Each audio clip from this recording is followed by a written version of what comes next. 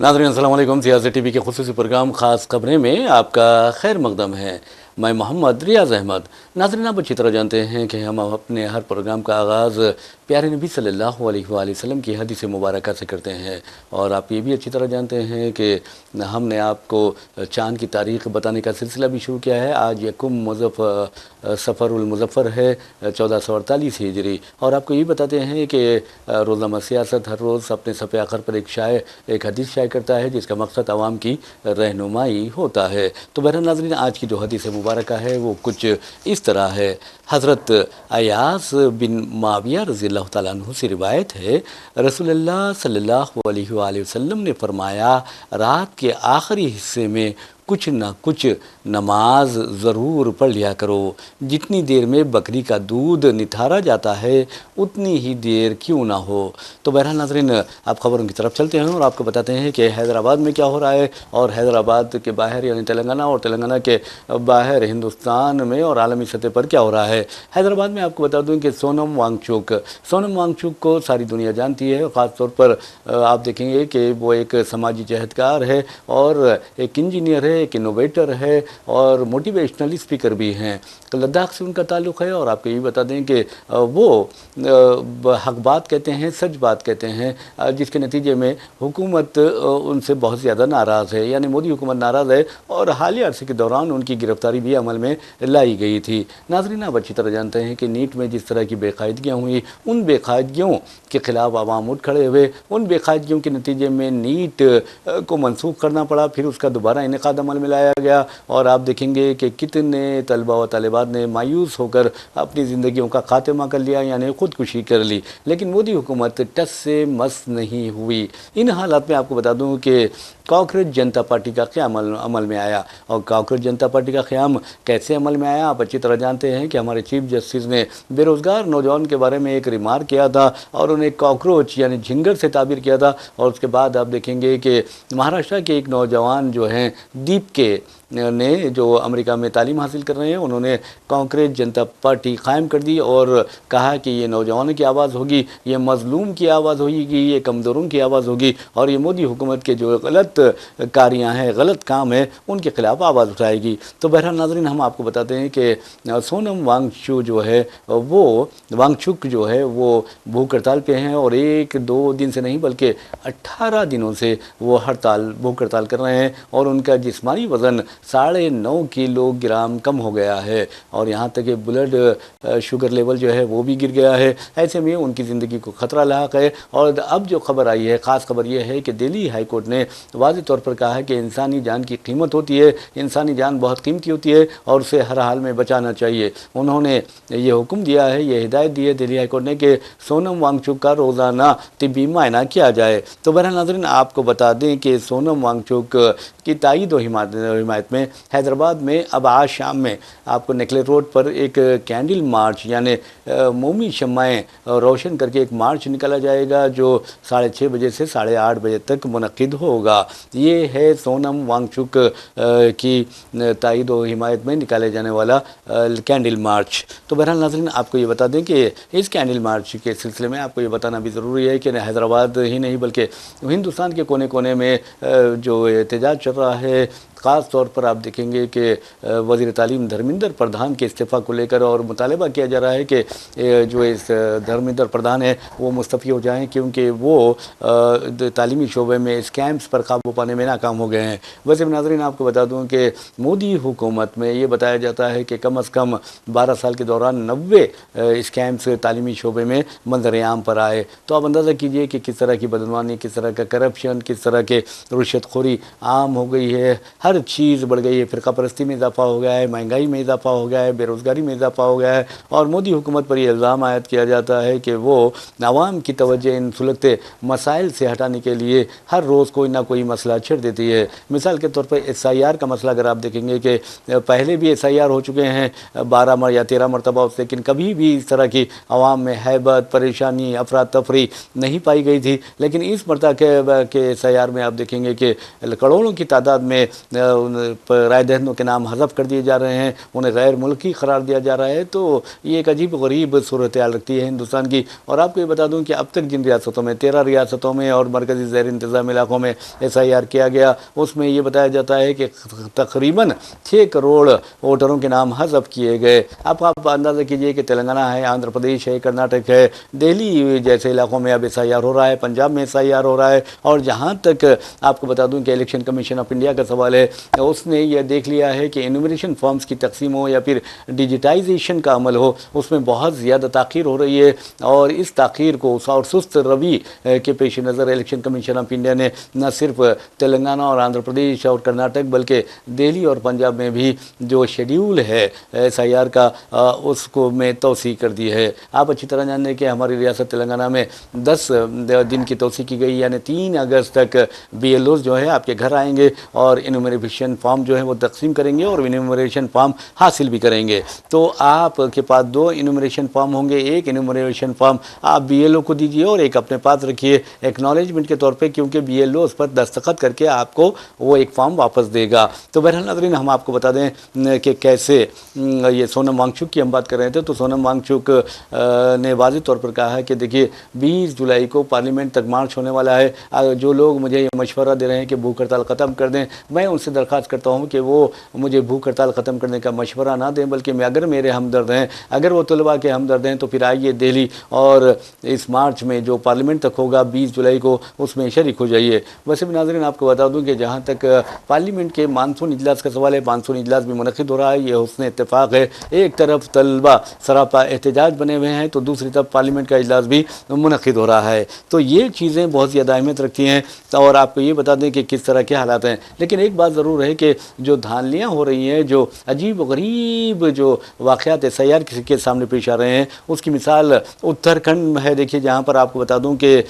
پہلے مرحلے میں جو SIR ہو رہا ہے وہاں کا عجیب و غریب بے ضابطگیاں منظر عام پر آئی ہیں، اور آپ کو یہ بتا دیں کہ اس ریاست میں یعنی اتراکھنڈ میں 19,04,000 سے زائد رائے دہندوں کے ناموں میں غلطیاں پائی گئی ہیں، یا پھر ناموں میں کی بات کروں صرف ناموں میں، یعنی 19,04,000 سے زائد رائے دہندوں کے ناموں میں غلطیاں پائی گئی ہیں، جبکہ ریاست تلنگانہ میں آپ دیکھیں گے کہ الیکشن کمیشن آف انڈیا کے ذرائع کا کہنا ہے کہ 89 لاکھ لوگوں کے ناموں میں ان کے ہجوں میں یعنی اسپیلنگ مسٹیکس ہوئے ہیں، ہجے میں غلطیاں ہوئی ہیں، ماں باپ کے اور دادا دادی کے اور ان کے یعنی رائے دہندوں کے عمر میں کافی فرق پایا گیا ہے، بہت کم فرق پایا گیا ہے یا کافی فرق پایا گیا ہے، تو یہ بہت خطرناک ہے۔ تو اتراکھنڈ میں بھی ایسا ہی ہوا ہے، تقریباً 19,04,000 لوگوں کے ناموں کے جو اسپیلنگ ہیں اس میں مسٹیکس پائے گئے ہیں، اور اس کے علاوہ 2 لاکھ ایسے ووٹر ہیں جو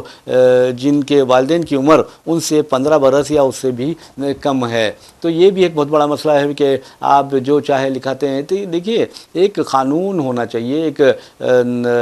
ضوابط ہونا چاہیے، اصول ہونا چاہیے، لیکن کہاں تھے اصول، کہاں تھے ضوابط؟ اب یہ یاد دلا جا رہا ہے کہ بھائی آپ لوگ اپنے پورے دستاویزات ٹھیک کر لیں، فلاں کر لیں، یہ کر لیں، وہ کر لیں، لیکن حکومت کی ارادے، حکومت کی نیت کیا ہے یہ دیکھی جانی چاہیے۔ مثال کے طور پر آپ دیکھیں گے کہ جو اپوزیشن قائدین ہیں وہ بار بار الزامات کر رہے ہیں کہ الیکشن کمیشن آف انڈیا جو ہے وہ حکومت ہند کے یعنی مودی حکومت کے اور امت شاہ کے اشاروں پر ناچ رہی ہے، اور وہ جو کہتے ہیں یہ کرتے ہیں، اس طرح کی باتیں کر رہی ہیں، لیکن ہم تو اتفاق نہیں کرتے، اور الیکشن کمیشن آف انڈیا نے بھی ان باتوں کی، ان الزامات کی تردید کی ہے۔ اور اسی طرح آپ کو یہ بتا دوں کہ اتراکھنڈ میں 92,000 سے زائد رائے دہندوں کے دادا دادی نانا نانی کی عمریں بھی غیر معمولی طور پر کم درج کی گئی ہے، اور یہ کہا گیا ہے کہ بعض جگہ تو یہ اپنے نواسے نواسیوں اور پوتے پوتیوں سے بھی ان کی عمر کم ہے۔ تو بہرحال ناظرین ایک یہ بھی کی بات آئی سامنے کہ 1,09,517 رائے دہندوں کے والدین کی عمر ان سے 50 برس سے زائد ہے۔ اب آپ اندازہ کیجئے کہ شادی کے 50 سال بعد اگر بچہ پیدا ہو رہا ہے تو کیا یہ ممکن ہے؟ ٹھیک ہے چلیے اگر قدرتی حساب سے دیکھا جائے تو کچھ بھی ممکن ہو سکتا ہے، لیکن اکثر یہی دیکھا جاتا ہے کیا ایسا ممکن نہیں ہے؟ 50 برس کا فرق پائے جانا والدین کے درمیان، وہ بھی 1,09,547 رائے دہندوں کی عمر میں، تو یہ بہت خطرناک ہے۔ خود تلنگانہ میں آپ دیکھیں گے کہ دادی کا ووٹر آئی ڈی ہے اور پوتی کی جو ہے ووٹر آئی ڈی ہے اور دادی کی فوٹو ہے اس پر، تو یہ بھی اس کی قدر غلطیاں ہوئی ہیں۔ اس کے لیے الیکشن کمیشن آف انڈیا ذمہ دار ہے۔ الیکشن کمیشن آف انڈیا کے جو عہدیدار دار ہیں، جو ارکان عملہ ہوتا ہے وہ ذمہ دار ہیں۔ مثال کے طور پر تلنگانہ میں آپ دیکھیے کہ تیلگو میں جو نام ہے بالکل صحیح لکھا ہوا ہے، لیکن انگریزی میں جو نام ہے وہ بالکل غلط ہے، تو اس کے لیے کون ذمہ دار ہوگا؟ اس کے لیے تو الیکشن کمیشن آف انڈیا یا پھر الیکشن کمیشن آف انڈیا کے جو اہلکار ہیں، عہدیدار ہیں، وہ ذمہ دار ہوں گے۔ یہ ذمہ داری الیکشن کمیشن آف انڈیا کو لینی پڑے گی۔ تو بہرحال آپ دیکھیں اب اتراکھنڈ کا میں نے آپ کو بتایا ہے، تو ویسے بہت ہی خطرناک چیزیں ہیں۔ یہ شہر کے بارے میں ہم آپ کو پھر بعد میں بتائیں گے، لیکن حیدرآباد کا ایک اسکول ہے، اور اس کا اسکول کا نام میں نہیں لینا چاہتا، سعید آباد کا ایک اسکول ہے، اور وہاں پر آپ کو بتا دوں ایک پرائیویٹ اسکول ہے، انگریزی میڈیم اسکول ہے، اور وہاں پر مسلم بچوں کی اکثریت ہے، جبکہ چند غیر مسلم بچے بھی پڑھتے ہیں۔ اور آپ کو بتا دوں کہ وہاں کلاس سیکنڈ کی کلاس کے جو بچے ہیں ان کے لیے ٹیچر نے ہوم ورک دیا کہ سورہ فاتحہ پڑھیں اور کلمہ لکھیں، اور یہ ڈائری میں اکثر دیکھیں گے کہ اسکولز میں یہ لکھا جاتا ہے، ڈائری میں ہوم ورک دیا جاتا ہے، تو اس غیر مسلم بچے کے ڈائری میں بھی ٹیچر نے غلطی سے یہ لکھ دیا کہ سورہ فاتحہ پڑھیں اور دوسرا کلمہ پڑھیں۔ تو بہرحال ناظرین آپ کو بتا دوں کہ اس کے بعد اس کے والدین برہم ہو جاتے ہیں اور آ کر احتجاج کرتے ہیں، اور پھر اسکول انتظامیہ اس ٹیچر کو برطرف کر دیتا ہے۔ ہم اسکول کے ٹیچر کا نام بھی معلوم ہے، لیکن ہم بتانا نہیں چاہتے۔ تو بہرحال ناظرین آپ کو بتا دوں کہ اس کے بعد اب دیکھیے ہندوستان میں کیا ہو رہا ہے۔ اس کے بعد بی جے پی کا ایک سابق ایم ایل اے ہے، یعنی اب آزاد ایم ایل اے وہ ہے، اور آپ کو بتا دوں کہ اکثر وہ عجیب و غریب بیانات بھی دیتا رہتا ہے، تو اس نے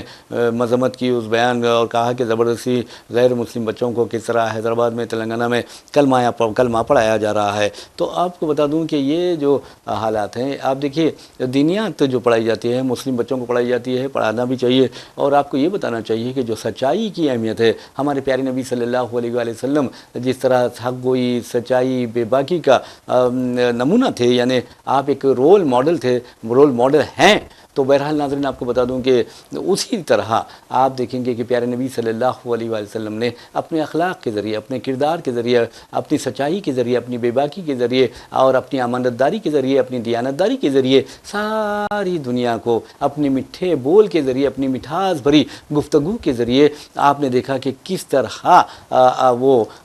غیروں کو بھی سینے سے لگاتے تھے، اور آپ دیکھیں گے کہ غیر بھی دامن اسلام میں پناہ لیتے تھے۔ آپ اندازہ کیجئے کہ کئی لوگ آ کر گالیاں بکتے تھے، فحش کلامی کرتے تھے، حد تو یہ ہے کہ آپ کو طرح طرح سے تکالیف دیا کرتے تھے، لیکن کبھی آپ نے ان کے لیے بددعا نہیں کی، بلکہ ان کے لیے دعا کی، اور پھر وہی لوگ آ کر آپ کے قدموں میں گر پڑے اور دامن اسلام میں پناہ لی۔ تو دین اسلام واضح طور پر کہتا ہے کہ اپنے اخلاق کے ذریعے لوگوں کو متاثر کیجیے، اپنے لین دین اچھا رکھیے،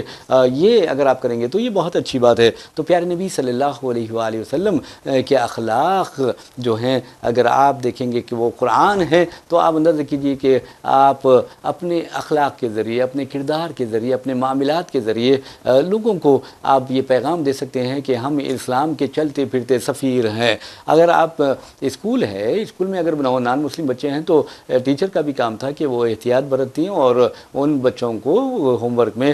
سورہ فاتحہ یا کلمہ یاد کرنے کے لیے نہیں کہتی۔ تو بہرحال ناظرین اب یہ مورل سائنس ہوتی ہے جو وہ تمام مذاہب کے بچے جو ہوتے ہیں ان کو پڑھائی جاتی ہے۔ تو یہ ہندوستان میں آپ دیکھیں گے کہ حضرت خواجہ غریب نواز رحمۃ اللہ علیہ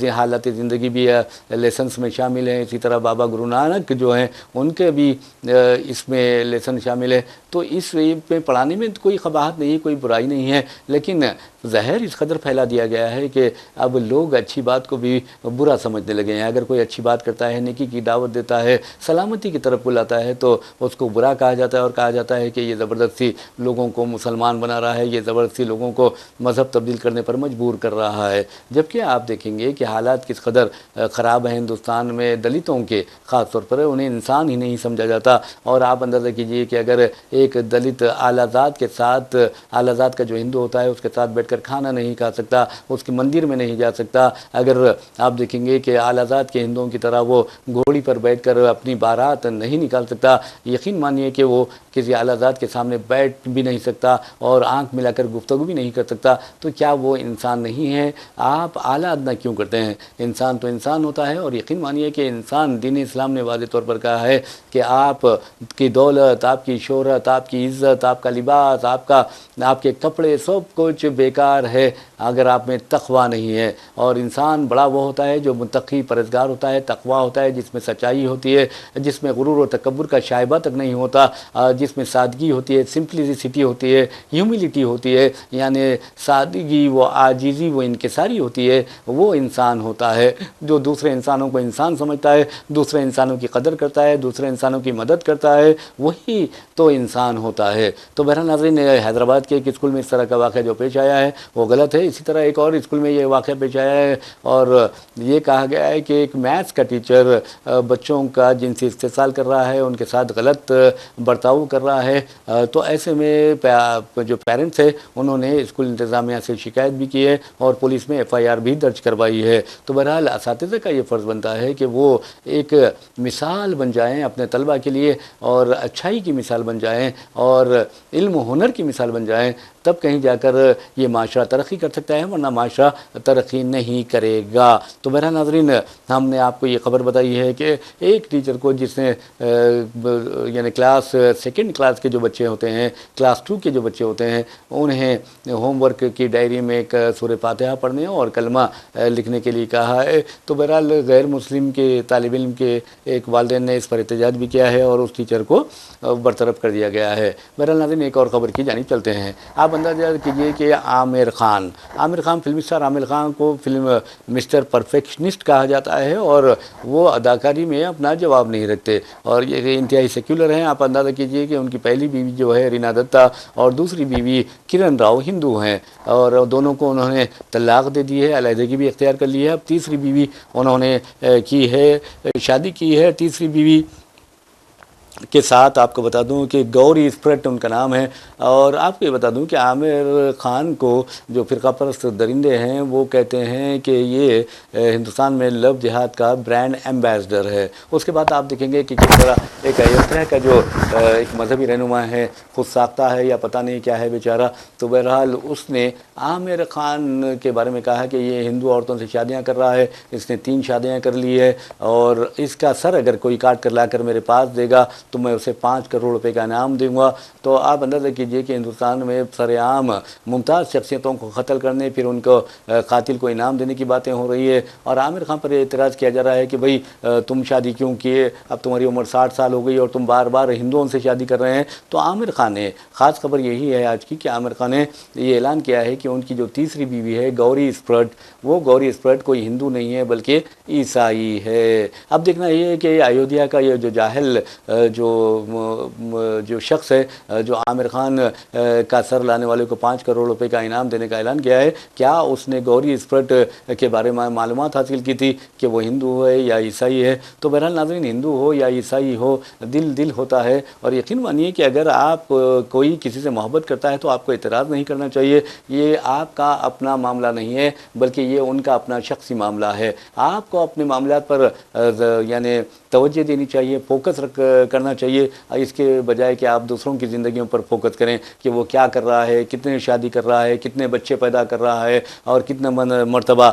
آپ دیکھیں گے کہ وہ ہنی مون منا رہا ہے۔ ارے میرے بھائی، اس کے پاس صلاحیت ہے، اس کے پاس سکت ہے، اس کے پاس دولت ہے، اس کے پاس یعنی طاقت ہے، تو وہ کچھ بھی کر سکتا ہے۔ اگر کوئی عامر خان 3 شادیاں کرتا ہے تو یہ اس کی اپنی مرضی ہے، ہم کچھ نہیں کر سکتے۔ آپ بھی کیجئے، اگر آپ میں دم نہیں ہے تو پھر آپ خاموش رہیے۔ یہ ایک اہم سوال ہے۔ ہمیں دوسروں کے کھانے پر، دوسرے کے پلیٹ پر، دوسرے کے گھر میں، دوسرے کے گھر والی پر نظر رکھنے کی کیا ضرورت ہے؟ اس کی اپنی مرضی ہے، وہ جو چاہے کپڑے پہن سکتا ہے، جو چاہے کھانا کھا سکتا ہے، جس سے چاہے شادی کر سکتا ہے۔ اگر وہ تکلیف دے رہا ہے تو آپ بتائیے، آپ کو کوئی تکلیف ہی نہیں ہے، اس کے باوجود بھی آپ اس کو نشانہ بنا رہے ہیں اور کہہ رہے ہیں کہ عامر خان کو قتل کر کے اس کا سر لانے والے کو میں 5 کروڑ روپے بطور انعام دوں گا۔ یہ بالکل غلط ہے۔ اس طرح کی حرکتیں کرنے والوں کو فوری میں سمجھتا ہوں کہ لات مار کے جیل کی سلاخوں کے پیچھے ڈھکیل دینا چاہیے۔ یہ نہیں دیکھنا چاہیے کہ یہ کون ہے اور اس کی حیثیت معاشرے میں کیا ہے۔ ہر کوئی اب مذہبی رہنما بنتا جا رہا ہے، بس یہ مسلمانوں کے خلاف بکواس کر رہا ہے، لب جہاد کی بات کر رہا ہے، لینڈ جہاد کی بات کر رہا ہے، تھوک جہاد کی بات کر رہا ہے، جنس جہاد کی بات کر رہا ہے، UPSC جہاد کی بات کر رہا ہے اور اس کا مقصد یہی ہوتا ہے کہ مسلمانوں کے خلاف بولو اور پھر اچھے پودوں پر فائز ہو جاؤ۔ BJP میں تو انہیں زبردست ٹکٹ بھی دیا جاتا ہے، کونسلر سے لے کے MP تک بنا دیا دیا جاتا ہے, وزیر تک بنا دیا جاتا ہے, انہیں اچھی طرح اندازہ ہو گیا ہے. اور اب ہندوستان میں کیا ہو رہا ہے یہ بھی آپ کو اچھی طرح معلوم ہے. مذہبی استحصال کیا جا رہا ہے, مذہب کے نام پر بھائی کو بھائی سے لڑایا جا رہا ہے. ارے میرے بھائی, تمام ہندوستانی بھائی ہے. ہندوستان ایک عظیم ملک ہے, خوبصورت ملک ہے. قدرت نے اسے بہترین حسن سے نوازا ہے, حسین وادیوں سے نوازا ہے, چٹیل میدانوں سے نوازا ہے, بلند و بالا پہاڑیوں سے نوازا ہے. لیکن اور یعنی ختم جنگلات کا سرس و سبز و شاداب جنگلات کا نہ ختم ہونے والے سلسلے سے نوازا ہے. اس کے باوجود بھی اگر ہم آپس میں مذہب کی بنیاد پر لڑتے رہیں گے تو ہندوستان ترقی کیسے کرے گا؟ آج ہمیں اس بات کا عہد کرنا چاہیے کہ ہم بلا لحاظ مذہب و ملت اپنے ملک کی ترقی کے لیے کام کریں گے, اپنے ملک کی خوشحالی کے لیے کام کریں گے, اپنے ملک کو سپر پاور بنانے کے لیے کام کریں گے, سافٹ ویئر پاور بنانے کے لیے کام کریں گے, ہارڈ ویئر پاور بنانے کے لیے کام کریں گے, آئی ٹی کا مرکز بنا کے رہیں گے دنیا میں ہمارے ہندوستان کو. یہ سوچ کر اگر کام کریں گے تو ہندوستان ترقی کرے گا. آپ اندازہ کیجئے کہ آج کئی ایسے مسلمان بچے ہیں جو سیٹلائٹ بنا رہے ہیں, کئی ایسے مسلمان بچے ہیں جو آرٹیفیشل انٹیلیجنس میں ہندوستان کا نام روشن کر رہے ہیں. اویس احمد دیکھیے کرناٹک کے, پھر آپ شاہ رخ تمل ناڈو کے دیکھیے, کشمیر کے بچوں کو دیکھیے, یا پھر مہاراشٹر میں عام بچوں کو دیکھیے, مسلمان جو غیر معمولی اختراعی صلاحیتوں کا, انوویشنز کا, ڈسکوریز کا, انوینشنز کا وہ مظاہرہ کرتے ہوئے لوگوں کو سامنے لا رہے ہیں. تو یہ بہت بڑی بات ہے. اب تو حال یہ ہو گیا ہے کہ مدرسے کے بچے اے پی جے عبد الکلام بننے کا خواب دیکھ رہے ہیں, وہ راکٹ اڑا رہے ہیں. تو کیا آج ہندوستان کے لیے ترقی کا وقت نہیں ہے؟ آج ہندوستان کو اس طرح کے جو عناصر ہیں, اس طرح کے جو ایلیمنٹس ہیں جو ہندوستان کو مذہبی خطوط پر تقسیم کر رہے ہیں, انہیں بالکل طور پر نظر انداز کر دینا چاہیے. ہمیں ان کی طرف دیکھنا نہیں چاہیے, بلکہ ہمیں آگے بڑھنا چاہیے, اپنے ملک کو ترقی کی راہ پر گامزن کرنا چاہیے. ویسے بھی ناظرین, جہاں تک ہندوستان کا سوال ہے, آپ کو ایس آئی آر کی میں بات کر رہا تھا. تلنگانہ میں ایس آئی آر کے تعلق سے بھی آپ کو میں نے بتایا کہ کس طرح ایس آئی آر میں غلطیاں پائی گئی. یہ بتایا جا رہا ہے کہ کم از کم یہ حیدرآباد, رنگا ریڈی اور ملکاج گری جو 3 اضلاع ہے, وہاں پر کم از کم 35 لوگوں کے نام یعنی رائے دہندوں کے نام منسوخ کر دیے جا سکتے ہیں. یہ خدشہ پایا جا رہا ہے. اسی طرح 89 لاکھ لوگوں کے ناموں میں غلطیاں پائی جاتی ہیں, ان کے ایڈریس میں غلطیاں پائی جاتی ہیں, اور یہاں تک کہ ان کے والدین کے ساتھ یا دادا دادی کے ساتھ, نانا نانی کے ساتھ جو عمر کا گیپ ہے, اور یا بھائی بہن کے ساتھ جو عمر کا گیپ ہے, وہ بہت زیادہ کم ہے یا پھر بہت ہی زیادہ ہے. تو اس طرح کی جو چیزیں ہیں, اسے تو کہ کوئی ایسا فارمولا بنانا چاہیے جس طرح جو اسے ان مسائل کو اہمیت نہ دیتے ہوئے بس نام کو اہمیت دے دینی چاہیے, آپ کے ووٹر آئی ڈی کو اہمیت دے دینی چاہیے, پاسپورٹ کو اہمیت دی جانی چاہیے, آپ کے برتھ سرٹیفکیٹ کو اہمیت دی جانی چاہیے, آپ کے ایس ایس سی کے سرٹیفکیٹ کو اہمیت دی جانی چاہیے, آپ کے جو والدین کے اگر ڈاکومنٹس ہے وہ کسی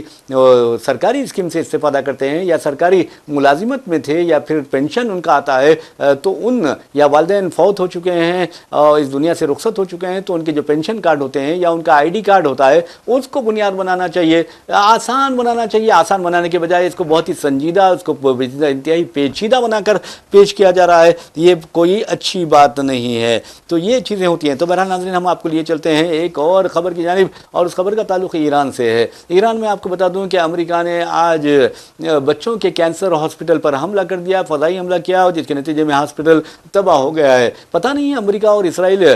خاص طور پر جو بچے ہوتے ہیں ان کے دشمن کیوں ہوتے ہیں. مثال کے طور پر آپ کو بتا دوں کہ اسرائیل کے معاملے میں ہمارے جو جج ہیں, سابق جج جسٹس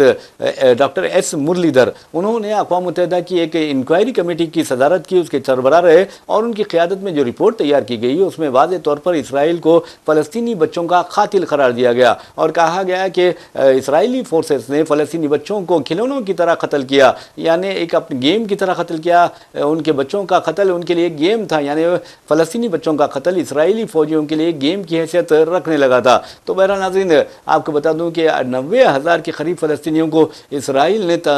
شہید کیا, اور ان میں 20,000 جو ہے کم از کم 20,000 بچے اور اس سے کہیں زیادہ تعداد خواتین کی تھی. تو یہ کہنے کا مطلب یہ ہے کہ یہ بچوں کے دشمن کیوں ہوتے ہیں. یہودی مملکت اسرائیل جو ہے وہ بچوں کی دشمن, امریکہ بچوں کا دشمن. اب آپ اندازہ کیجئے کہ کہ ایران پر جو پہلا حملہ کیا گیا 28 فروری کو جو حملہ کیا گیا، اس میں ایران کے سپریم لیڈر آیت اللہ علی خامنہ شہید ہوئے، ان کی 14 ماہ کی پوتی شہید ہوئی، ان کی بہو شہید ہوئی، اور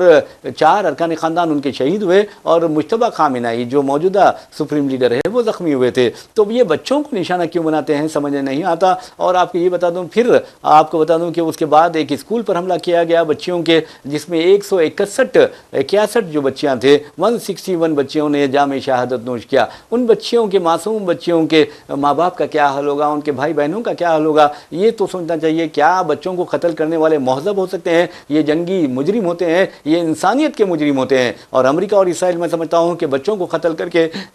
انسانیت کے خلاف ناقابل تصور، بلکہ میں سمجھتا ہوں کہ قابل انتہائی، ان کو تو میں سمجھتا ہوں کہ سخت سے سخت ترین سزا دی جانی چاہیے۔ یہ بچوں کے قاتل ہے، انسانیت کے قاتل ہے، امن کے قاتل ہے، یہ امن و سکون کے قاتل ہے، اور دنیا میں آپ کو بتا دوں کہ مہذب جو پن ہے اس کے قاتل ہے۔ تو بہرحال ناظرین، ان کو سزا دینی بہت ضروری ہے۔ تو آپ دیکھیں گے کہ بچوں کو قتل کر رہا ہے امریکہ، اور اب اس نے بچوں کے کینسر ہاسپٹل پر بھی حملہ کر دیا ہے۔ تو یہ چیزیں ہیں۔ اور دوسری اہم بات یہ ہے کہ ڈونلڈ ٹرمپ کے بارے میں تو آپ بھروسہ بھی نہیں کر سکتے۔ خود عباس اراغچی نے کہا کہ امریکی صدر جو ہے وہ ناقابل اعتبار ہے، بات ایک کرتے ہیں، کام ایک کرتے ہیں، اور انہوں نے یادداشت مفاہمت پر دستخط بھی کی ہے، امن کے یادداشت مفاہمت یا MOU پر، اس کے باوجود بھی وہ اس دستخط کو بھول گئے ہیں، اور انہوں نے معاہدے کی خلاف ورزی کی ہے اور جنگ بندی بھی ختم کر دی ہے۔ اس کے علاوہ آبنائے ہرمز پر بھی وہ کنٹرول حاصل کرنے کے لیے حملوں پر حملے کیے جا رہے ہیں۔ تو بہرحال ناظرین، اسی کے ساتھ ہم اپنا پروگرام خاص خبریں اختتام کو پہنچاتے ہیں۔ اپنے میزبان محمد ریاض احمد کو اجازت دیجیے، انشاءاللہ پھر ملاقات ہوگی، پھر بات ہوگی۔ تب تک کے لیے اللہ حافظ۔